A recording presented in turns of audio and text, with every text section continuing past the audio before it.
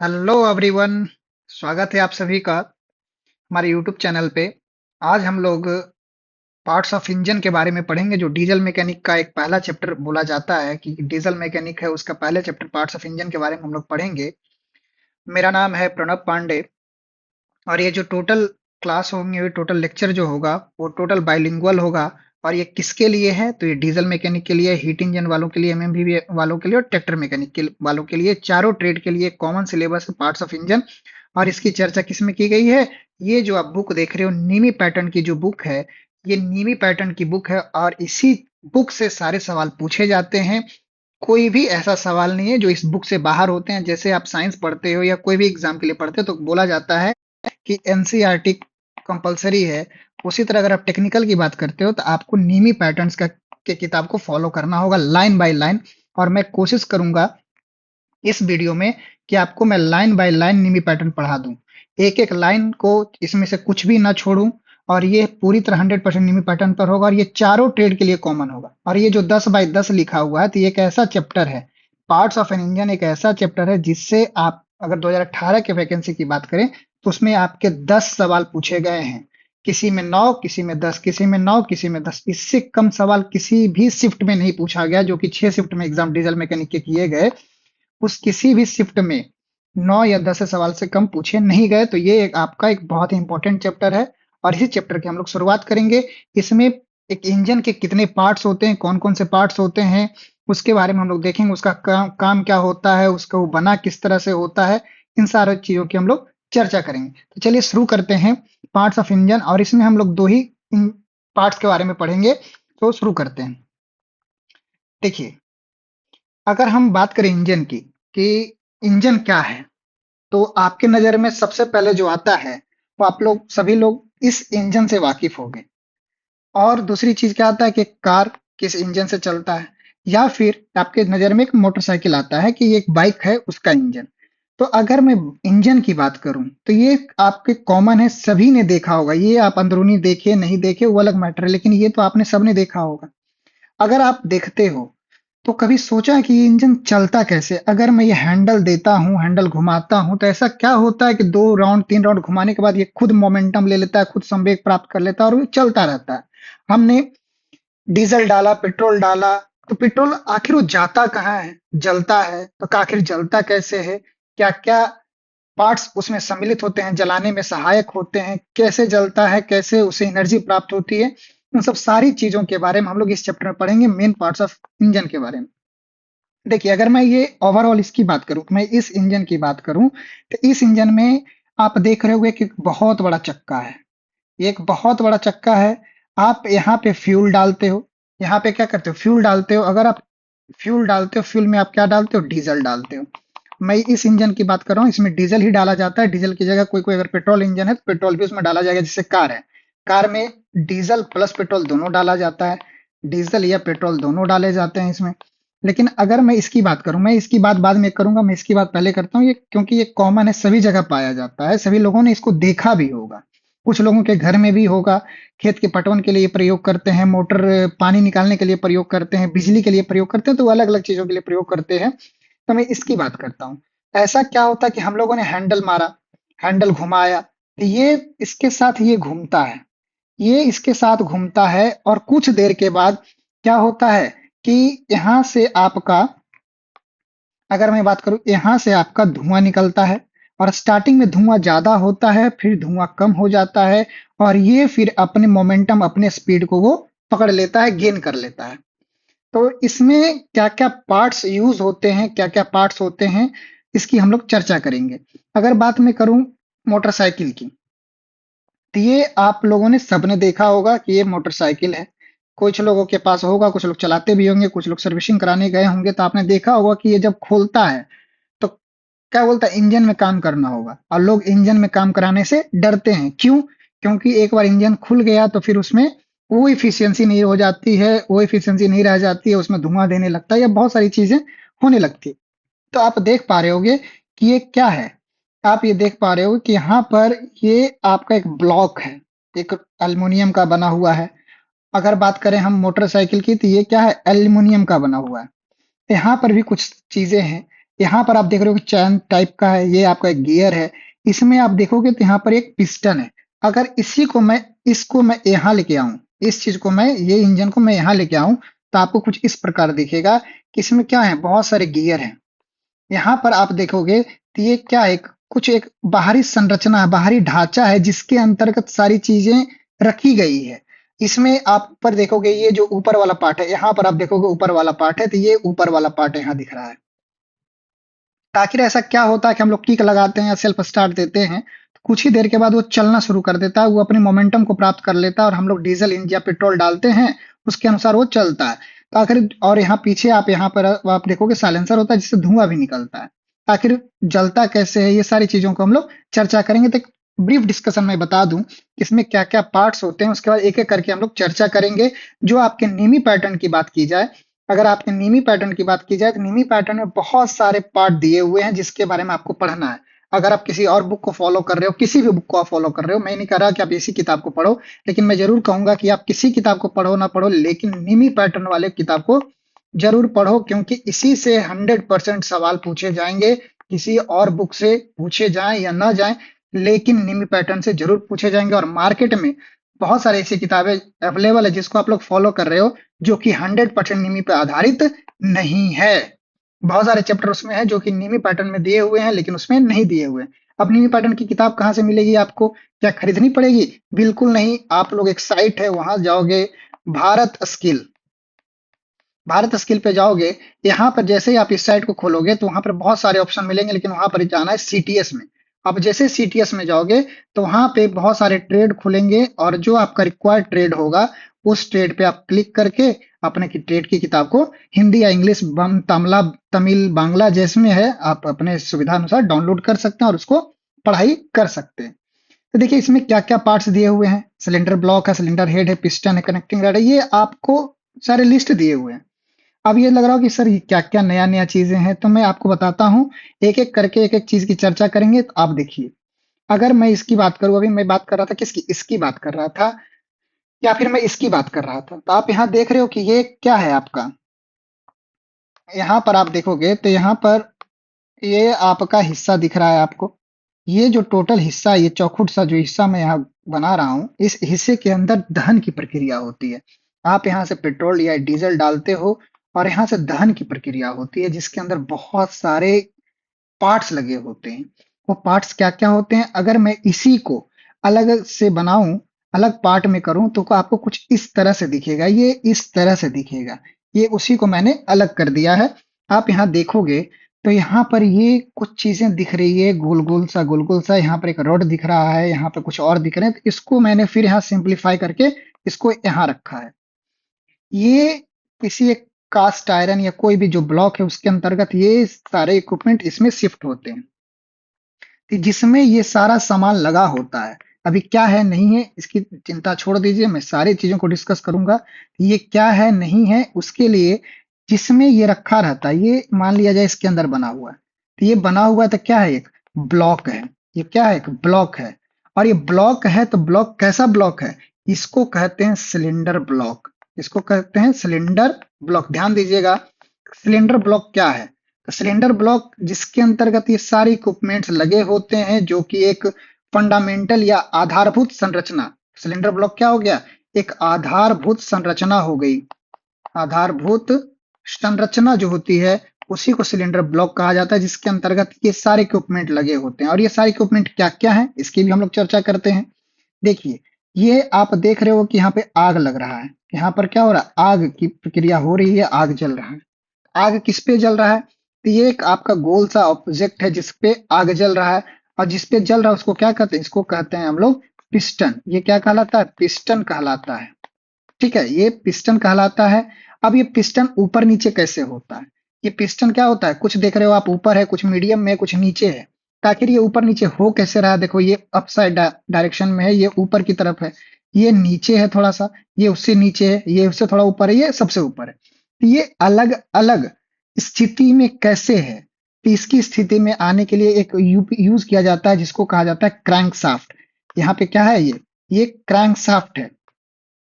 आप यहाँ देखोगे तो ये वाला हिस्सा जो है आपका क्रैंक शाफ्ट कहलाता है। ठीक है। अब ये क्रैंकशाफ्ट कैसे घूमता है? तभी मैंने जो आपको बताया कि आप ये हैंडल यहाँ से घुमाते हो। हैंडल जब घुमाते हो तो आप किसको घुमाते हो? आप इन लोगों को नहीं घुमाते हो, आप घुमाते हो क्रैंकशाफ्ट को। किसको घुमाते हो? क्रैंकशाफ्ट को घुमाते हो। अगर मैं इसकी बात करूं तो यहाँ पर आप देखोगे तो ये जो आप घुमाते हो, इस हैंडल को आप जो घुमा रहे हो, यहाँ से क्या घुमा रहे हो आप? क्रैंकशाफ्ट को घुमा रहे हो। एक शाफ्ट होता है, शाफ्ट मतलब होता है कोई भी ऑब्जेक्ट जो आपका सिलेंड्रिकल हो और लंबा सा हो, उसको क्या कहते हैं? एक शाफ्ट कहलाता है। ये शाफ्ट कहलाता है। इसी के अंदर एक और ऑब्जेक्ट लगे होते हैं, इसमें बहुत सारे अलग अलग संरचनाएं बनी होती है, वो कहलाता है क्रैंक शाफ्ट। ये क्या कहलाता है? क्रैंक शाफ्ट कहलाता है। तो जो हम लोग घुमाते हैं स्टार्टिंग में, उसको किसको घुमाते हैं? क्रैंक शाफ्ट को घुमाते हैं। और जब क्रैंक शाफ्ट को घुमाते हैं तो यहाँ से घुमाने से क्या होता है कि आप यहाँ देखोगे, जैसे ही आप क्रैंकशाफ्ट को घुमाते हो तो यहाँ पर आप देखोगे ये जो पिस्टन है, ये क्या है? पिस्टन है। ये ऊपर नीचे होता है। ये ऊपर नीचे होता है। अब ऊपर नीचे होता है तो क्या होगा? जैसे ये ऊपर नीचे होगा तो यहाँ पर इसकी अलग अलग स्थिति, यहाँ पर आप देख रहे हो एक भाल्व बना हुआ है। क्या बना हुआ है? भाल्व बना हुआ है। तो आप देख पा रहे हो कि कोई भाल्व नीचे है, कोई ऊपर। देखो ये नीचे की तरफ है, ये ऊपर की तरफ है। और ये भाल्व जो होता है वन वे भाल्व होता है। कैसा भाल्व होता है? One way. वन वे कहने का मतलब होता है कि एक तरफा होता है। एक तरफा कहने का मतलब कि अगर ये इससे इस तरफ का मूवमेंट हो रहा है, अगर कोई हवा हो, पानी हो, कुछ भी हो, अगर ये इस तरह से जा रहा है तो ये भाल्व आपको बाहर आने नहीं देगा। और अगर ये भाल्व अंदर आने से बाहर जा रहा है तो इससे फिर अंदर आने वो नहीं देगा। तो इसी को कहते हैं वन वे वॉल्व। और जो वॉल्व यहाँ पर यूज होता है उसको कहते हैं पपेट वॉल्व। इसको क्या कहते हैं? पपेट वॉल्व, जिसकी हम आगे बहुत ही डिटेल में डिस्कशन करने वाले हैं कि पपेट वॉल्व की संरचना के बारे में, क्योंकि इससे सवाल क्वेश्चंस पूछे जाते हैं। पपेट वॉल्व से क्वेश्चंस पूछे गए हैं। ये आपको बहुत सारे बुक में नहीं मिलेगा इसके बारे में। तो ये आपको ध्यान देना होगा। तो आगे हम इसकी चर्चा करेंगे। फिलहाल हम यहाँ आते हैं। हमने यहाँ से हैंडल से क्रैंकशाफ्ट को घुमाया। हमने क्रैंकशाफ्ट को घुमाया और जैसे ही क्रैंकशाफ्ट को हमने घुमाया तो आप देख रहे हो कि कुछ पिस्टन नीचे आया, कुछ पिस्टन ऊपर गया, कुछ ऊपर है, कुछ नीचे है।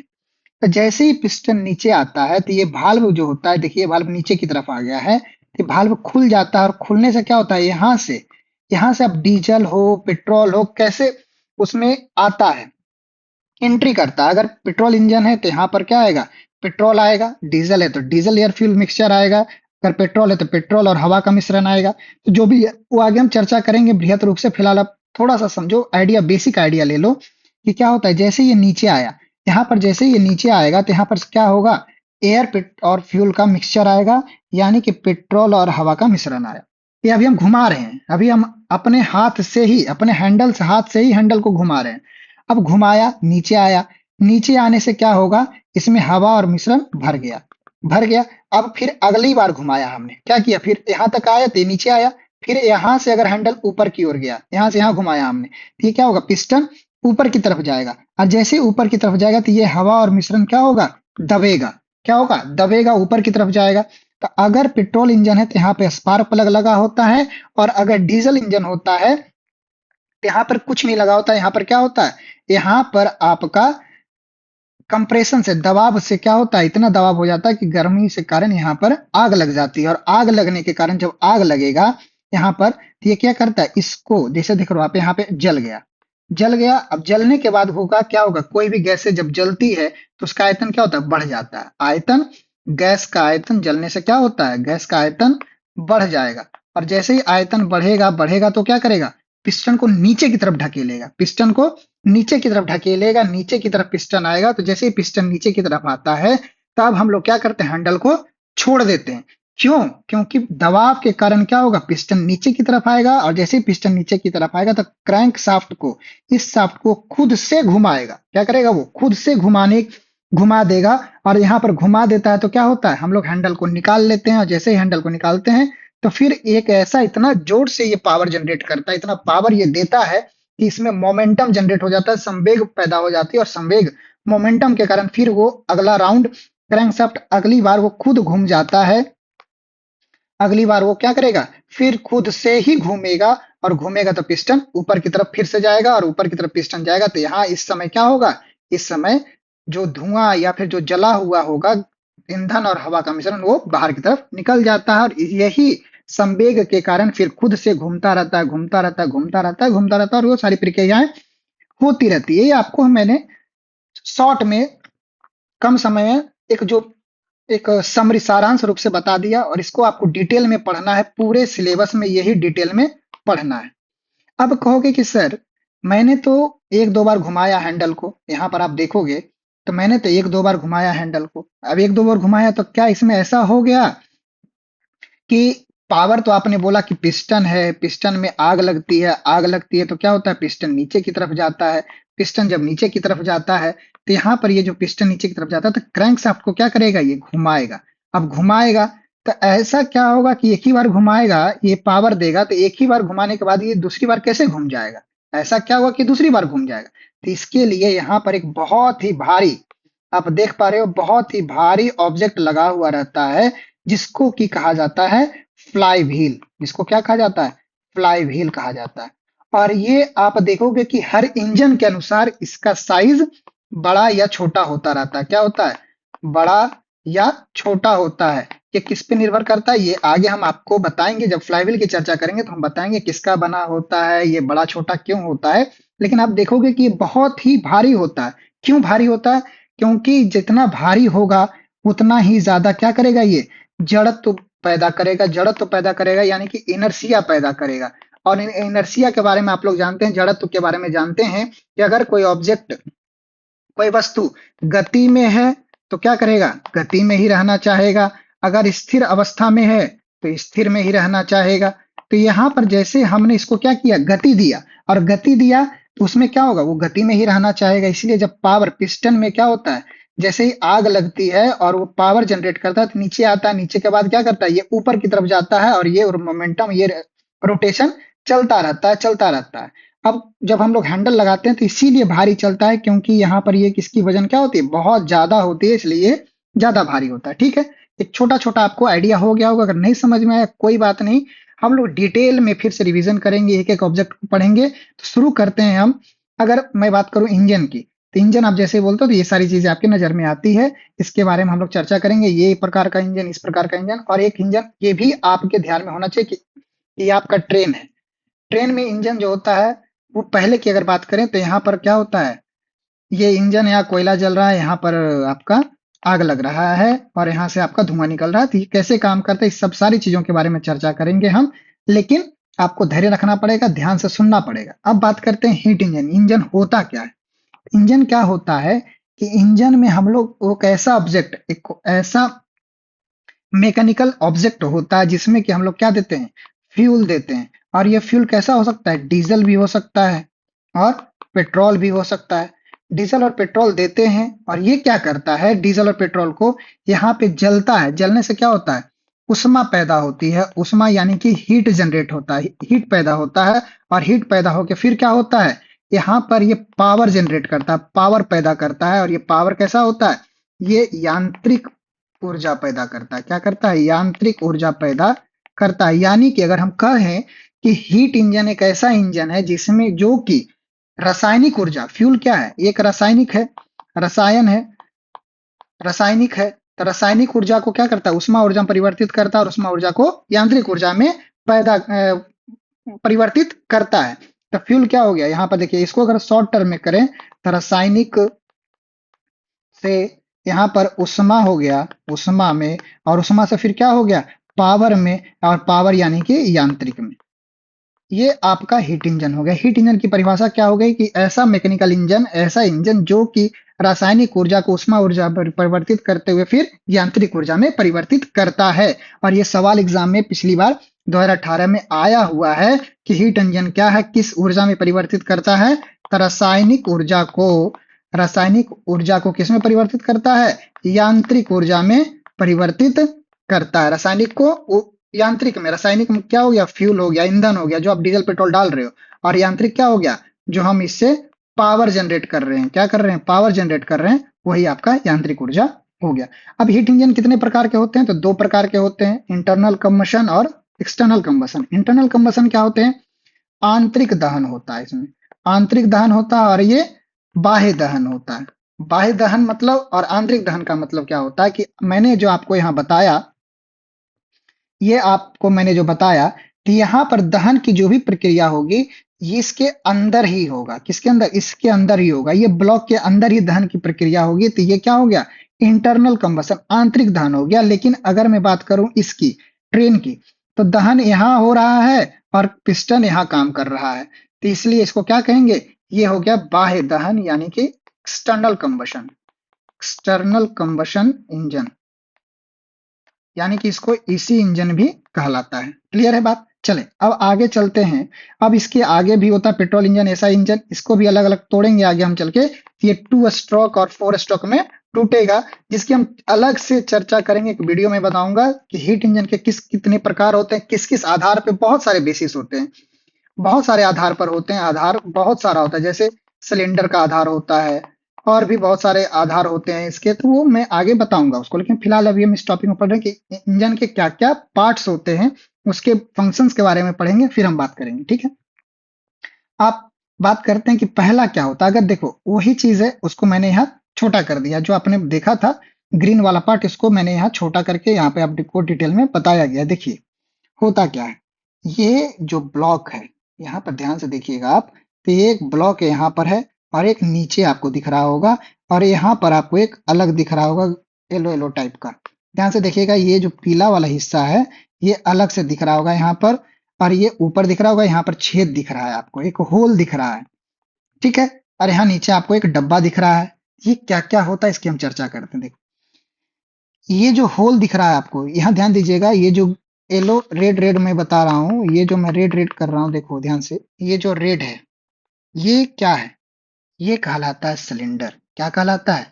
ये कहलाता है आपका सिलेंडर। ये क्या हो गया? सिलेंडर हो गया।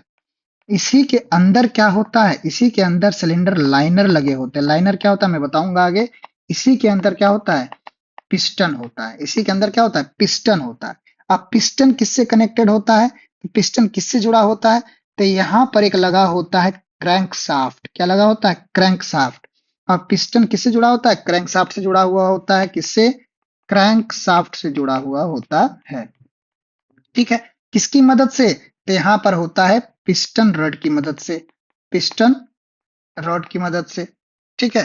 अब वो क्या होता है, आगे हम कनेक्टिंग रड, इसी को पिस्टन रड कहते हैं, इसी को कनेक्टिंग रड भी कहते हैं। ये हम आगे चर्चा करेंगे। ठीक है?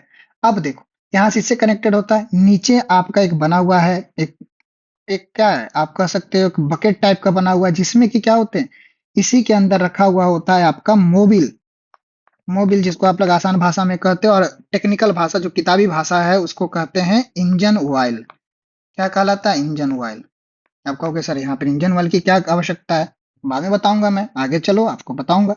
अब ध्यान दो कि ये सिलेंडर जो है, ये सिलेंडर किसमें लगा हुआ है? तो ये एक ऑब्जेक्ट है, एक एक बाहरी मजबूत ढांचा है, और ये जिसमें लगा होता है उसी को कहलाता है, क्या कहलाता है?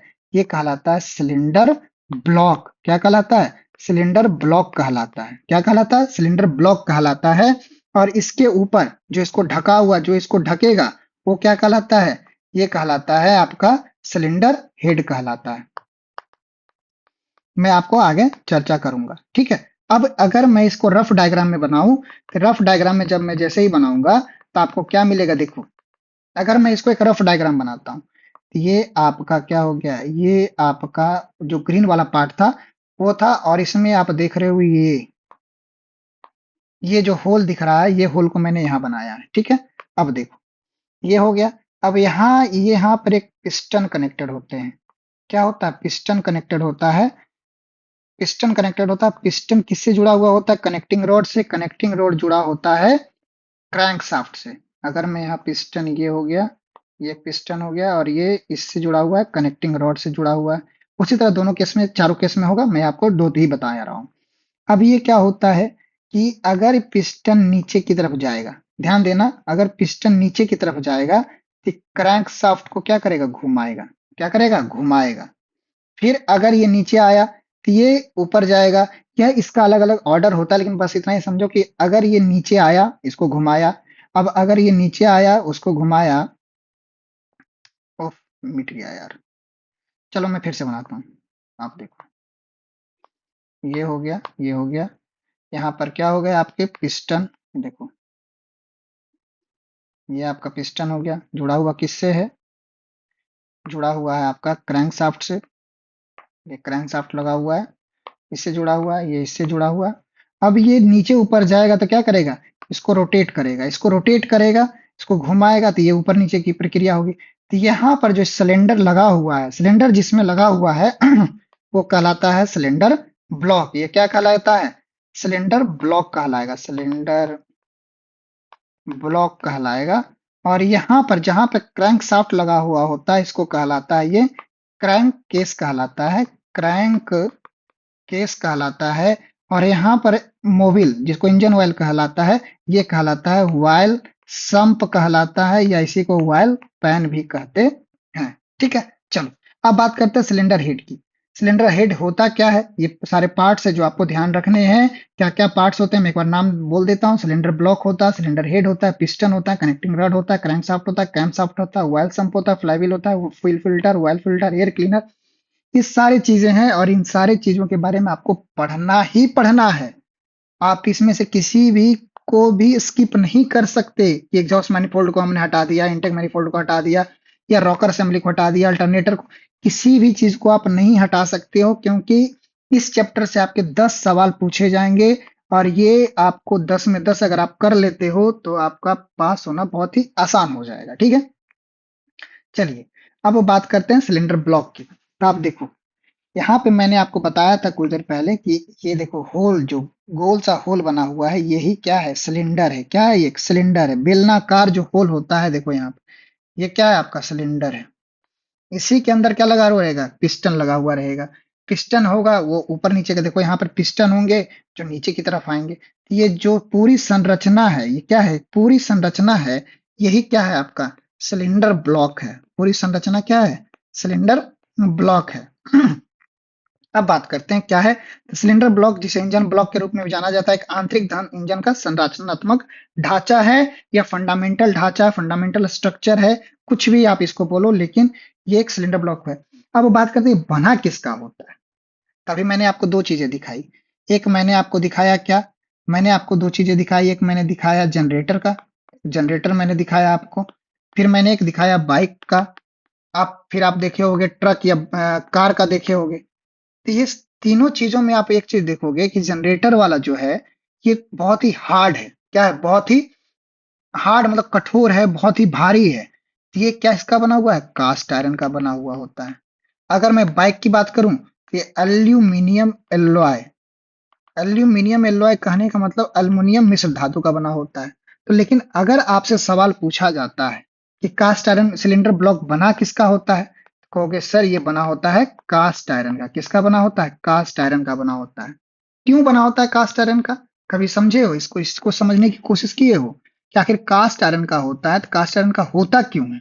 और भी बहुत सारे ऑब्जेक्ट है, स्टील है, बहुत सारे आयरन होते हैं, उसमें कास्ट आयरन का ही क्यों बना होता है? मैं आपको बताता हूँ। देखो, कास्ट आयरन का इसलिए बना होता है, ये वो भी कास्ट आयरन में कैसा cast iron? Grey cast iron का बना होता है। किसका? ग्रे कास्ट आयरन का बना हुआ होता है। अब ग्रे कास्ट आयरन का क्यों होता है? क्यों? क्योंकि ये रंग के कारण ग्रे होता है। किसके कारण? रंग के कारण। इसका रंग कैसा होता है? ग्रे होता है। तो ग्रे कास्ट आयरन का बना होता है। और कास्ट आयरन की एक जो प्रॉपर्टी है मैं आपको बताता हूँ, ध्यान दीजिएगा। अगर कहीं आप किताब रखे होंगे तो आप बगल में लिख लीजिएगा कि इसका कंप्रेसिव स्ट्रेंथ बहुत ही ज्यादा होता है। क्या होता है?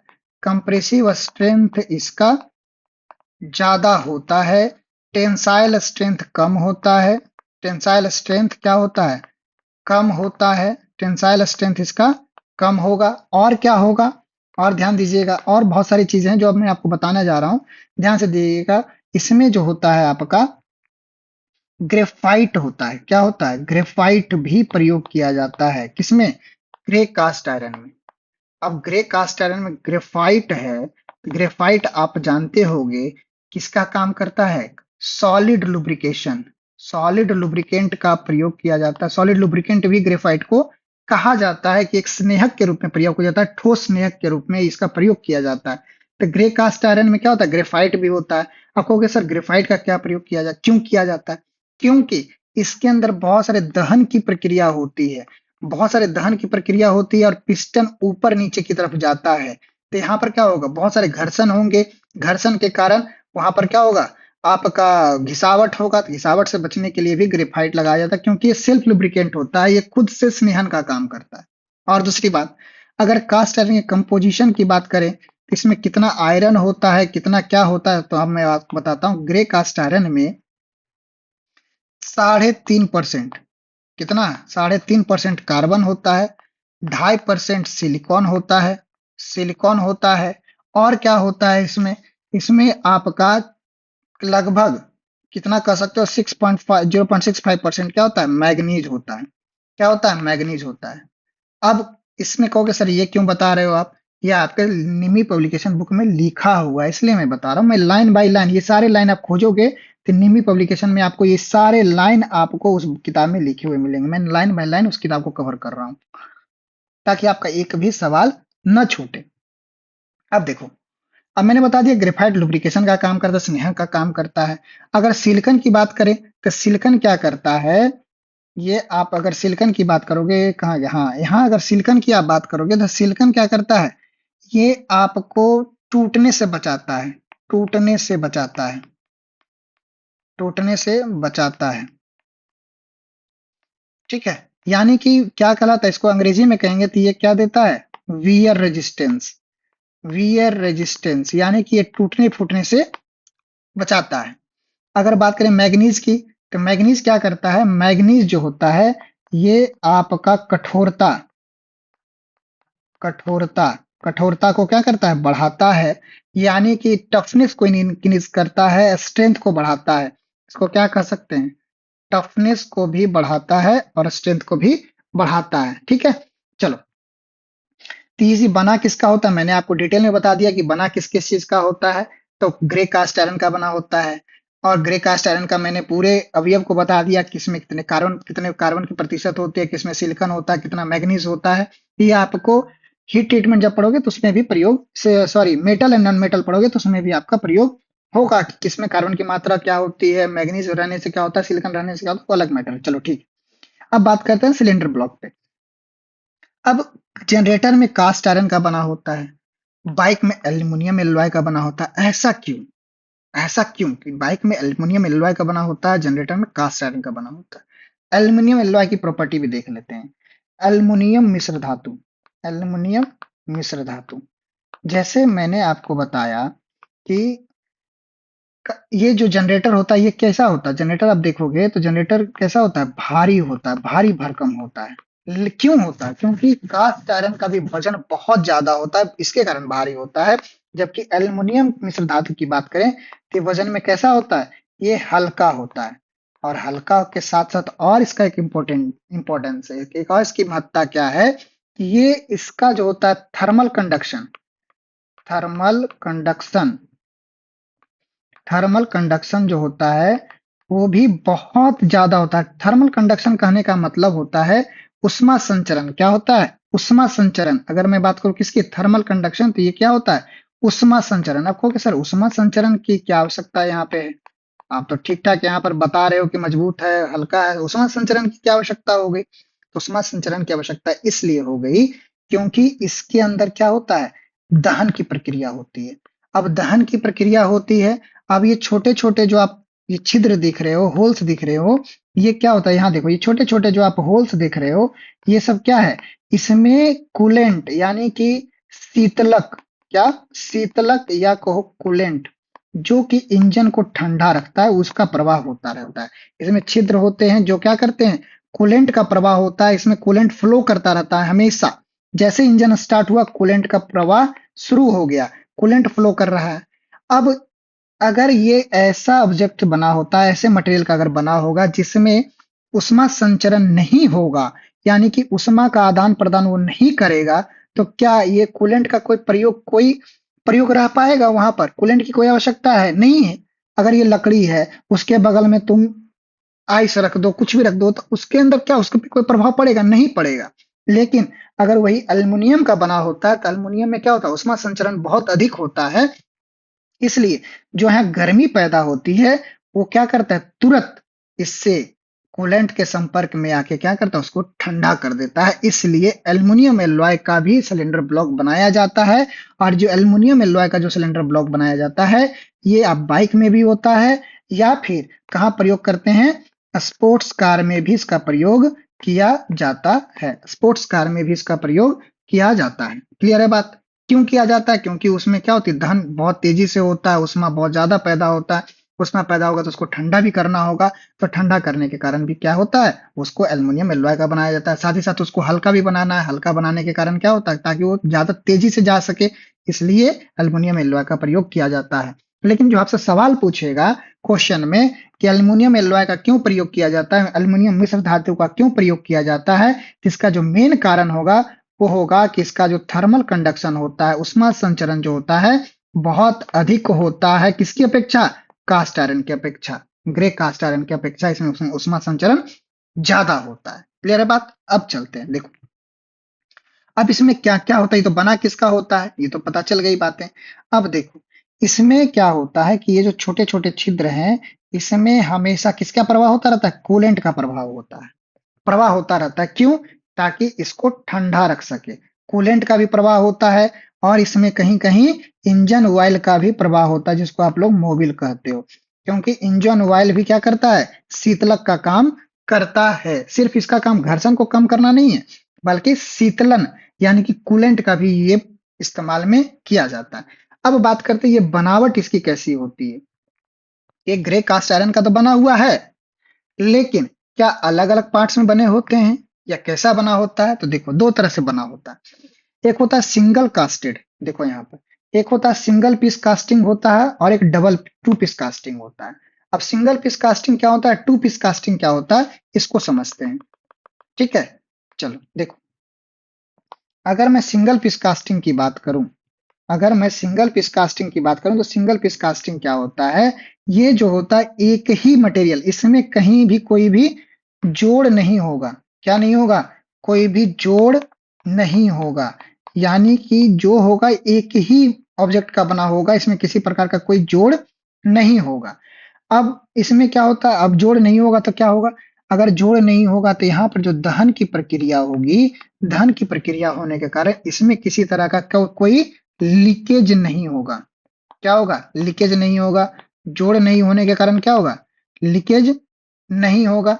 लीकेज नहीं होगा, जोड़ नहीं होगा। सीधी सी बात है, जाहिर सी बात है कि जहां कोई इसी तरह का कोई जोड़ नहीं होगा, अगर दो ऑब्जेक्ट है, जाहिर सी बात है, आप ऐसे देखो, इसको अगर हम ऐसे जोड़ते हैं, कितना भी नट बोल्ट से हम टाइट कर दे, कहीं ना कहीं लीकेज तो होगा ही होगा। लेकिन इसी को अगर हम एक ही चीज को बना दें, तो क्या इसमें कहीं लीकेज की कोई संभावना है? नो लीकेज, किसी तरह कोई लीकेज नहीं होगा। तो इसीलिए सिंगल पीस कास्टिंग है। अब ये सिंगल पीस कास्टिंग होने के कारण क्या होता है, ये कठोरता ज्यादा देता है, ये हार्डनेस ज्यादा देता है।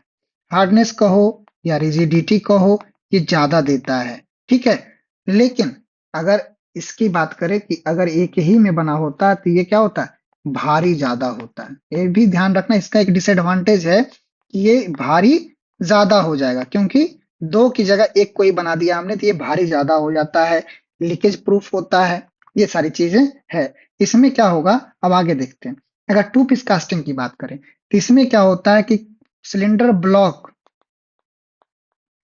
सिलेंडर ब्लॉक और क्रैंक केस को अलग अलग बनाया जाता है। किसको? क्रैंक केस को। क्रैंक केस क्या होता है, जिसके अंदर क्रैंक शाफ्ट होता है, जिसके अंदर क्या होता है, क्रैंक शाफ्ट होता है, उसको क्रैंक केस कहते हैं। तो सिलेंडर ब्लॉक और क्रैंक केस को अलग अलग बनाया जाता है।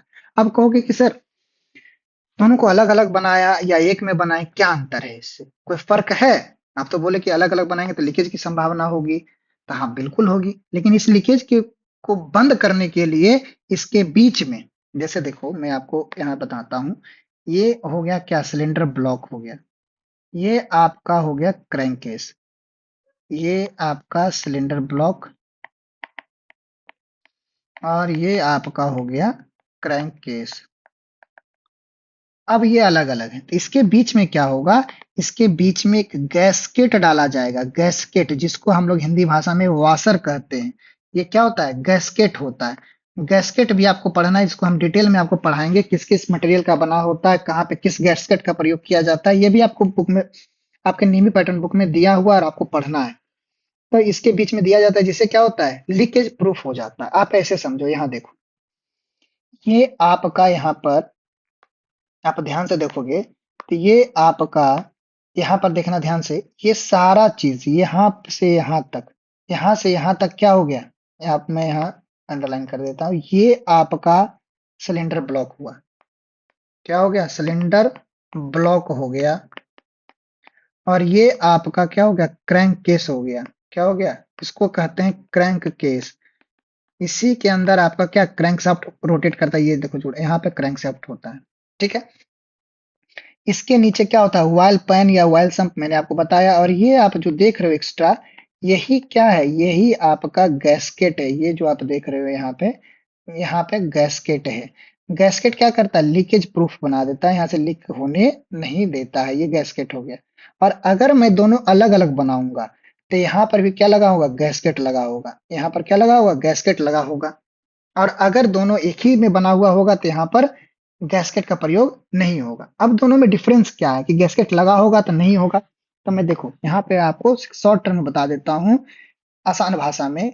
अगर मैं सिंगल पीस बनाऊंगा, सिंगल पीस, और यहाँ पे टू पीस, वो टू पीस नहीं है जो शादी में मिलता है, और ये सिंगल पीस। सिंगल पीस क्या होता है, सिंगल पीस में क्या होता है कि ये पूरा का पूरा एक ही होगा, पूरा एक ही एक होगा। पूरा एक होने से क्या हो जाएगा, भारी हो जाएगा, भारी हो जाएगा।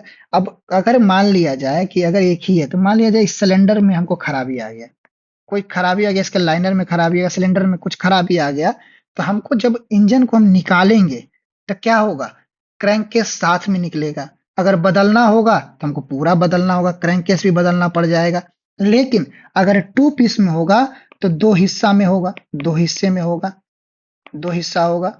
यानी कि जिसमें जो खराबी, यानी कि किसमें किसमें, ब्लॉक अलग होगा, कहाँ गया, ब्लॉक अलग होगा, और क्या होगा, क्रैंक केस अलग होगा। अब क्रैंक केस में खराबी आ गई तो चलो क्रैंक केस को सिर्फ बदल दिया, अगर ब्लॉक में खराबी आ गई तो सिर्फ ब्लॉक को बदल दिया। यानी कि ये हमारे लिए आसान होता है। लेकिन जहां ज्यादा दक्षता की आवश्यकता होती है, वहां पर सिंगल पीस का सिलेंडर ब्लॉक का ही प्रयोग किया जाता है। क्लियर है बात। अब ये हिस्सा आप देख रहे हो, ये क्या है सर, ये आपका कहलाता है सिलेंडर हेड। क्या कहलाता है, सिलेंडर हेड कहलाता है। इसी के अंदर क्या होती है, इसी के अंदर होता है कंबसन चेंबर। कंबसन चेंबर कहने का मतलब क्या हो गया, कंबसन चेंबर का मतलब हो गया दहन कक्ष। क्या होता है, दहन कक्ष होता है। इसी के अंदर दहन की सारी प्रक्रियाएं होती है। इसी के अंदर आपका एग्जॉस्ट और इनलेट मैनिफोल्ड होता है। इसी के अंदर इनलेट और आउटलेट मैनिफोल्ड होता लगा हुआ होता है। इसी के अंदर भाल्व होते हैं, जो मैं आगे चर्चा करूंगा, सारी चीजों को मैं आपको बताऊंगा। ठीक है, यहाँ तक बातें समझ में आ गई। अब देखिए जो मैंने बताया उसको, यहाँ वही सारी चीजें लिखी हुई है, मैं एक बार पढ़ देता हूँ। ये सारी चीजें नीमी बुक में आपका मिलेगा, लाइन बाय लाइन है। मैं ऐसा नहीं कर रहा हूँ कि मैंने कुछ अपने मन से लिखा है, नहीं, ये सारी चीजें नीमी बुक में आपको मिलेगी, लाइन बाय लाइन। और उसी बुक से सवाल पूछे जाते हैं, इसलिए उसको पढ़ना ज्यादा जरूरी है। मैं तो यही कहूंगा कि आप कोई भी किताब पढ़ो या ना पढ़ो, लेकिन नीमी वाली किताब को जरूर पढ़ो। ठीक है, देखो सिलेंडर हेड, देखो यहाँ अंग्रेजी में ये वाल्व असेंबली के साथ सिलेंडर हेड को नट और बोल्ट द्वारा सिलेंडर के ब्लॉक के शीर्ष पर फिट किया जाता है। मैंने अभी बताया कि सिलेंडर हेड को सिलेंडर ब्लॉक के ऊपर फिट किया जाता है। ठीक है, किसके साथ, नट बोल्ट की सहायता से। ये आप नट बोल्ट देख रहे हो, इसी के ऊपर रख के कस दिया जाएगा। अगला है वायल संप से सिलेंडर ब्लॉक क्रैंक कैसे जोड़ा जाता है। देखो ये वायल संप है, इसी के अंदर आपका क्या है, इसी के अंदर आपका इंजन वायल है, जिसको आप लोग मोबिल कहते हो, इंजन वायल है। ठीक है, चलो यहाँ जहां पर ये आपका क्या होता है, where the crankshaft is fixed is known as the crankcase. जहां पे क्रैंक शाफ्ट जुड़ा हुआ होता है उसी को क्या कहते हैं, क्रैंक केस कहते हैं। मैंने आपको बताया ये क्या है, क्रैंक केस है। ये सारी जो मैंने आपको बताया वही चीज यहाँ लिखी हुई है। और क्या है, वहां जहां क्रैंक शाफ्ट तय होता है उसे क्रैंक केस के रूप में जाना जाता है। सिलेंडर ब्लॉक में क्रैंक शाफ्ट और crank shaft bearing push rod tablet आदि के प्रावधान किए जाते हैं। और अगर यहाँ पर बात करें तो यहाँ पर क्रैंक शाफ्ट भी लगा होता है, जो आगे हम आपको बताएंगे कैसे प्रक्रिया। बस अभी आप पार्ट समझिए, आपको मेनली किस पे ध्यान देना है, पार्ट्स पे। कैसे काम करता नहीं करता वो आगे की चीजें हैं, वो मैं आपको बताऊंगा। पहले समझिए कि क्या क्या चीजें होती है, अभी मैं आपको बता दूंगा कैसे काम करता है, तो आपके लिए पूरे दिमाग में एकदम क्या उसको कॉम्प्लिकेशन बन जाएंगे, जो कि आपको समझने के लिए मुश्किलें पैदा कर सकती है। ठीक है, तो ये हो गया सिलेंडर ब्लॉक। फिर से मैं एक बार रिवाइज कर देता हूँ क्या क्या होता है। ये एक ये आपका इंटरनल कंबशन इंजन का क्या होता है, एक संरचनात्मक ढांचा होता है, फ्रेम होता है, ये मेनली फ्रेम होता है। इसमें सिलेंडर बने होते हैं जिसके अंदर पिस्टन लगा होता है, इसमें बहुत सारे छोटे छोटे छिद्र होते हैं जो कि कूलिंग कूलेंट के प्रवाह को बनाते हैं। क्या करते हैं, कूलेंट के प्रवाह के लिए छिद्र लगे होते हैं। इसमें और क्या होता है, बना किसका होता है, तो ये आपका ग्रे कास्ट आयरन का बना होता है। ग्रे कास्ट आयरन का बना होता है, कहीं कहीं एल्युमिनियम एलॉय का भी बना होता है। क्यों बना होता है, मैंने आपको बताया क्यों, क्योंकि ये रिजिडिटी देता है, ये दृढ़ता देता है। इसमें क्या होता है, कंप्रेसिव स्ट्रेंथ ज्यादा होता है, कंप्रेसिव स्ट्रेंथ ज्यादा होता है, टेंसाइल स्ट्रेंथ कम होता है। और अगर एल्युमिनियम एलॉय की बात करें तो इसमें क्या होता है, थर्मल कंडक्शन ज्यादा होता है, यानी कि उष्मा संचरण ज्यादा होता है, जिसके कारण कूलेंट्स के कारण जल्दी ठंडा होता है। ठीक है, यहाँ तक बातें हो गई। ये दो तरह से बना होता है, सिंगल पीस कास्टिंग होता है और एक double piece cast two piece casting होता है। और उसमें सिंगल पीस टू पीस क्यों होता है, मैंने आपको सारी चीजें बताई है। अगर इसमें इसको समराइज करूं तो ये आपका क्या हो गया, ये आपका पूरा सिलेंडर ब्लॉक हो गया, ये ब्लॉक हो गया, ये इतना दूर क्रैंक केस हो गया, ये आपका सिलेंडर हेड हो गया। ठीक है, ये वाइल सम्प हो गया, और ये सारी चीजें आपकी जुड़ी हुई रहती है। क्लियर है बात, अगर आपसे पूछा जाएगा, अब मैं रिवाइज कर रहा हूँ, आप बोलोगे सर 2 बार 3 बार आप बोल रहे हो।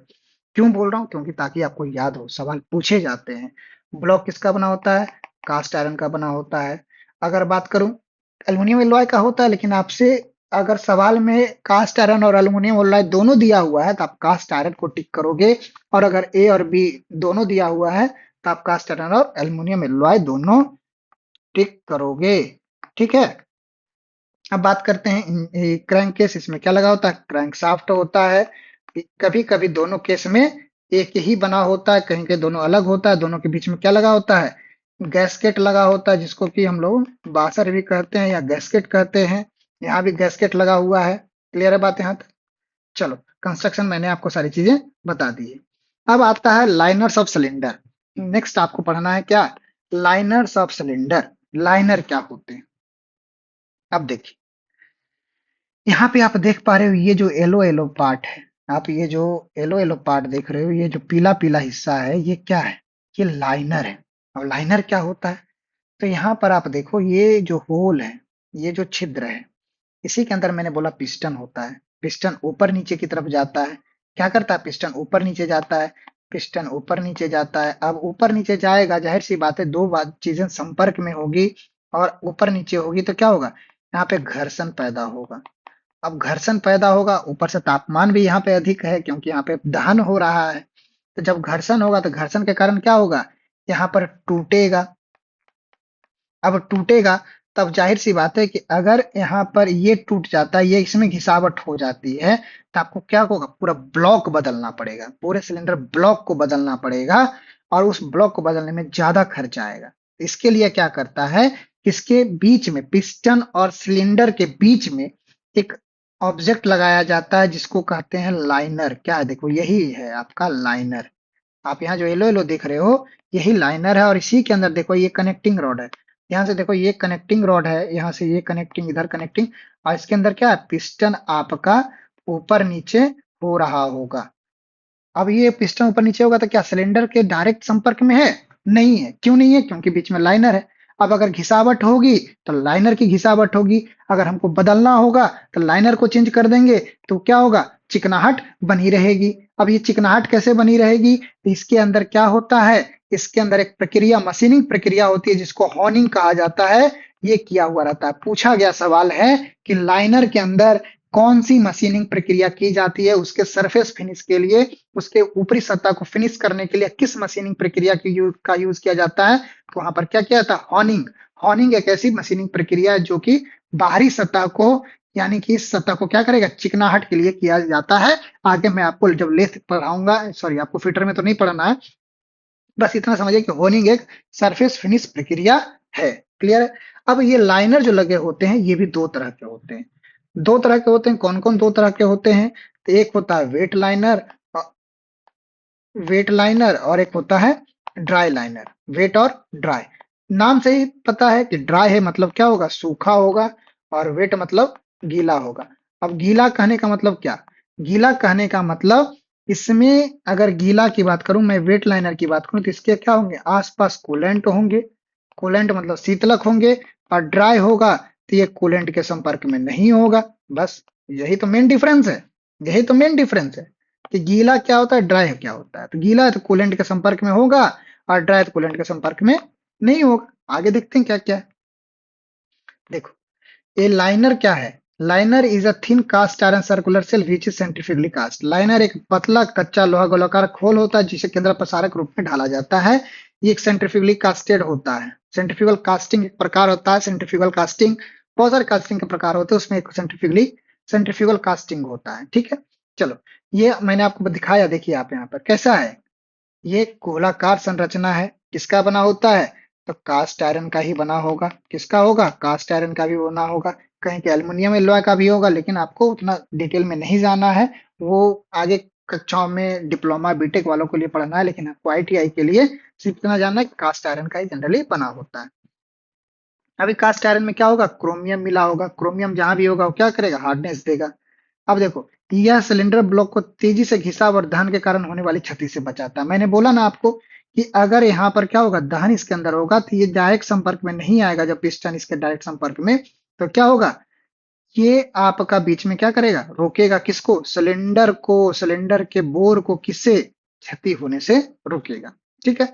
अब देखो, लाइनर के उपयोग से सिलेंडर ब्लॉक का जीवन बढ़ जाता है, क्योंकि ब्लॉक सीधे दहन दबाव और तापमान को सहन नहीं करता। कोई सारी चीजें हैं। सिलेंडर ब्लॉक की तुलना में कठिन होते हैं। मटेरियल कैसा इसका बना होता है? तो सिलेंडर जो ब्लॉक जिसका बना होता है उसकी तुलना में कठिन होते हैं। और कठिन होने के लिए किसको मिलाया जाता है? क्रोमियम को मिलाया जाता है। उसमें मैंने अभी पढ़ा था किस क्या क्या कास्ट आयरन में क्या क्या होते हैं। तो मैंने आपको बताया था कास्ट आयरन में क्या क्या होता है। तो मैंने आपको बताया कि इसमें क्या होते हैं, कार्बन होता है, सिलिकॉन होता है, और क्या होता है, बताया था, याद करो, मैग्नीज। बताया था ना, ये सारी चीजें इसमें होती है। ठीक है। लेकिन इसमें अगर मैं और क्या मिला दूं, क्रोमियम मिला दूं, क्या मिला दूं, क्रोमियम मिला दूं, तो इससे क्या होगी, इसकी कठोरता बढ़ जाएगी। कठोरता बढ़ने के कारण क्या होगा, इसीलिए कहा जाता है कि जो लाइनर होता है सिलेंडर से, सिलेंडर ब्लॉक से ज्यादा कठोर होता है। किसका बना होता है? तो nitride steel, cast iron, chromium coated alloy steel का ही बना होता है, जो मैंने आपको बताया। ठीक है। अब देखो, मैंने बोला दो तरह के होते हैं, ड्राई लाइनर और वेट लाइनर। ड्राई लाइनर क्या होता है? देखो, अभी बोला ना, ठंडा पानी लाइनर के सीधे संपर्क में नहीं आता है। यानी ठंडा पानी कहने का मतलब क्या हुआ? ठंडा पानी कहने का मतलब आपका कूलेंट हो गया। Does not conduct with the liner, liner cooling water. Cooling water यहाँ है, यानी कि कूलेंट। कूलेंट में क्या क्या प्रयोग किया जाता है वो आपको एक चैप्टर है कूलिंग सिस्टम, वहां आपको पढ़ना होगा। लेकिन अभी समझिए, कूलिंग वाटर जो हो गया, कूलेंट जो होता है उसका डायरेक्ट संपर्क में नहीं होता है।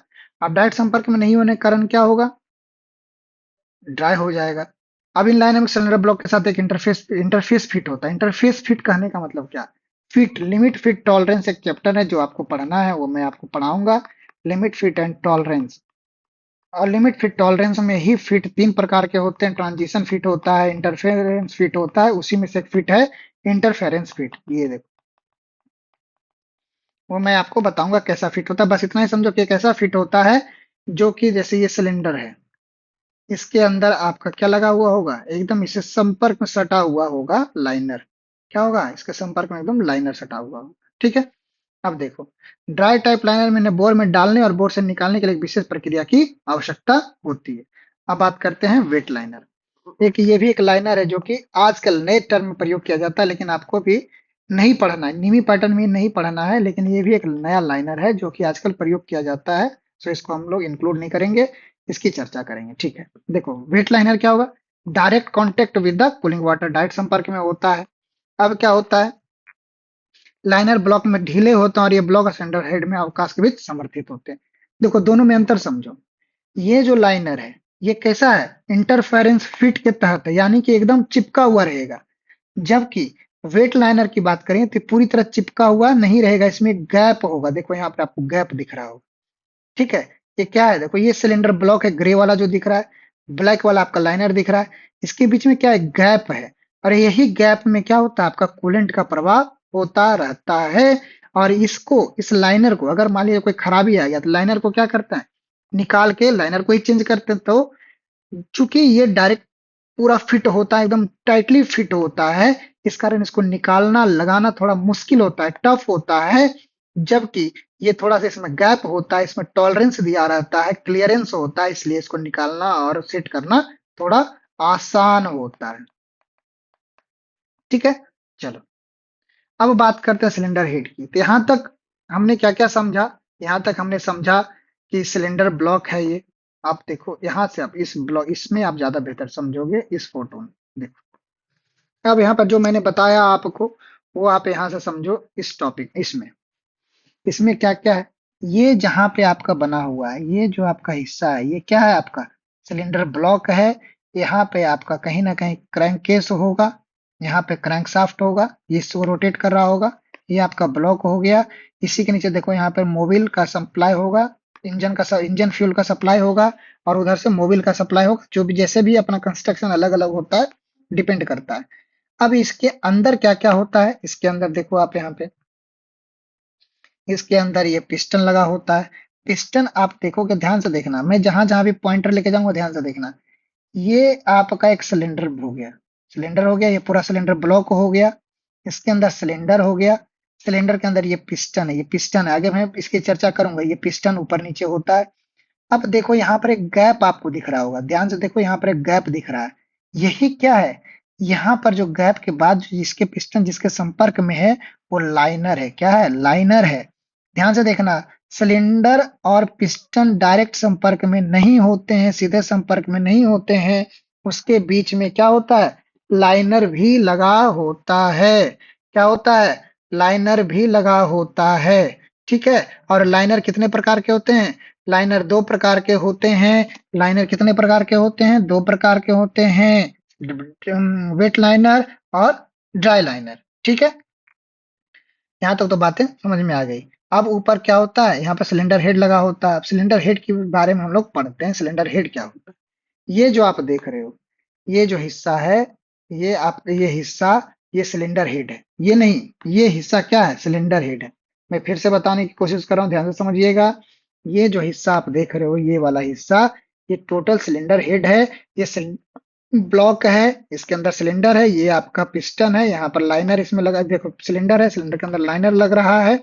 और ये ऊपर वाला हिस्सा क्या है, सिलेंडर हेड है। मैं जब सिलेंडर पढ़ा रहा था तो वहां पर मैंने एक लाइन आपको बोली थी कि ये किससे, नट बोल्ट की सहायता से कसे हुए होते हैं।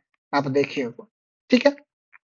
अब सिलेंडर हेड जो होता है, कैसा बना होता है, तो ये कभी भी ऐसा नहीं कि अलग अलग इसको बनाएंगे। ये हमेशा कैसा होगा, सिंगल कास्टिंग होगा। इकलौता ही इसको ढाला जाता है। कास्टिंग मतलब होता है ढालना। क्या होता है, ढालना। क्या होता है, ढालना। ठीक है। अब ये देखो, बोल्टेड होता है, नट बोल्ट पे कसा जाता है। इसमें भी किसका, ऑयल और वाटर का सर्कुलेशन के लिए छिद्र होता है, पैसेज रास्ता बने होते हैं जिसमें ऑयल और वाटर का सर्कुलेशन होता है। इसके अंदर क्या क्या होता है, इसके अंदर स्पार्क प्लग होगा। देखो स्पार्क प्लग किसके लिए होता है, ये पेट्रोल इंजन के लिए होता है। ध्यान देना, पेट्रोल इंजन होगा तो स्पार्क प्लग होगा, और इंजेक्टर होगा तो क्या होगा, डीजल इंजन होगा। डीजल इंजन होगा। कभी भी पेट्रोल इंजन में क्या होता है, स्पार्क प्लग होता है। देखते हैं मोटरसाइकिल में क्या होता है कि नहीं चल रहा है, तो क्या करते हैं हम लोग, उसका स्पार्क प्लग को निकालते हैं। क्या करते हैं, स्पार्क प्लग को निकालते हैं, घिसते हैं, फिर चालू हो जाता है। लेकिन वही अगर डीजल इंजन की बात करें, इसी को हम लोग क्या कहते हैं, नोजल भी कहते हैं। गांव में देखते हो, बोलते होगे कि डीजल इंजन खराब हो गया तो क्या कर दिए, उसके नोजल को चेंज कर दिए, यानी कि इंजेक्टर को चेंज किए हैं हम लोग। नोजल को चेंज किए हैं, यानी कि इंजेक्टर को चेंज किए हैं। इंजेक्टर से क्या होता है, डीजल और हवा का मिश्रण अंदर जाता है, किसमें, सिलेंडर हेड से। सिलेंडर में ये इसके यहाँ पर आता है, और सिलेंडर हेड में आने के कारण यहाँ पे आता है, और इसके पिस्टन के कारण धान होती है, जो आगे हम लोग इंजन ऑपरेशन में पढ़ेंगे। बस इतना भी पार्ट्स के बारे में समझ रहे हैं, बस पार्ट समझो, उसका क्या काम होता है, कैसे इंजन चलता है, वो हम आगे चर्चा करेंगे। ठीक है। इसमें क्या होता है, कंबसन चैम्बर भी होता है। देखो मैंने ये अभी यहाँ पर आप ध्यान से देखेंगे तो आप समझेंगे, ये आपका क्या हो गया, ब्लॉक हो गया। क्या हो गया, सिलेंडर ब्लॉक हो गया। ये आपका सिलेंडर हेड हो गया। क्या हो गया, सिलेंडर हेड हो गया। अब सिलेंडर हेड की देख रहे हो, क्या है ये, गैस्केट लगा हुआ है। इसको क्या कहते हैं, गैस्केट कहते हैं, जो कि आपका क्या करता है, इसको लीकेज को लीक प्रूफ बनाता है। क्या करता है, लीक प्रूफ बनाता है। ठीक है, लीकेज होने नहीं देता इन दोनों के बीच में। और यहीं पर क्या होता है, कंबसन चेंबर, दहन कक्ष होता है। यानी कि दहन की प्रक्रिया कभी भी पूछेगा कहाँ होता है, सिलेंडर हेड में होता है।